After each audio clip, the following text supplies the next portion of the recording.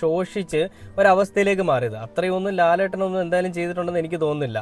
അപ്പോൾ അത്രയും മാത്രം പൃഥ്വിരാജ് എന്ന് പറയുന്ന നടൻ ചെയ്തിട്ടും അതിന് കേവലം ഒരു അവാർഡ് പോലും കൊടുക്കാതെ തള്ളിക്കളഞ്ഞു. അതായത് അവാർഡിൻ്റെ ഒരു പട്ടികയിൽ നിന്ന് തന്നെ തള്ളിക്കളഞ്ഞു. നമ്മളെല്ലാവരും വിചാരിച്ചാണ് ആ പടത്തിന് ഒരു അവാർഡ് കിട്ടും. കാരണം ആ പടം എടുത്തു വെച്ചിരിക്കുന്ന രീതി അങ്ങനെയാണ്, അതിന് വേണ്ടിയിട്ട് അവരിട്ടിരിക്കുന്ന എഫേർട്ട് അങ്ങനെയാണ്. എല്ലാ ടീംസും, അതായത് പൃഥ്വിരാജ്, അതേപോലെ ബ്ലെസ്സി, അങ്ങനെയുള്ള എല്ലാ സംവിധായകരടക്കം എല്ലാ ടീമും അതിന് വേണ്ടിയിട്ട് എടുത്തിരിക്കുന്ന എഫേർട്ട് നമുക്ക് പറയാൻ പറ്റാത്ത തരത്തിലുള്ള എഫേർട്ടാണ്. അപ്പോൾ അതിൻ്റെ അവാർഡ് തള്ളിക്കളഞ്ഞതിൻ്റെ വിഷമത്തിൽ ബ്ലെസ്സി ഒന്നും മിണ്ടിയിട്ടില്ല. ആ അവാർഡ് പോയെങ്കിൽ പോട്ടെ എന്നുള്ള രീതിയിൽ തന്നെയാണ് ഇരുന്നത്. എന്നാൽ എന്തുകൊണ്ടാണ് താൻ ആ രീതിയിൽ അത് പോണെങ്കിൽ പോട്ടെ എന്ന് വിചാരിച്ചിരുന്നത് എന്നുള്ള ചോദ്യത്തിനും ബ്ലെസ്സിക്ക് മറുപടിയുണ്ട്.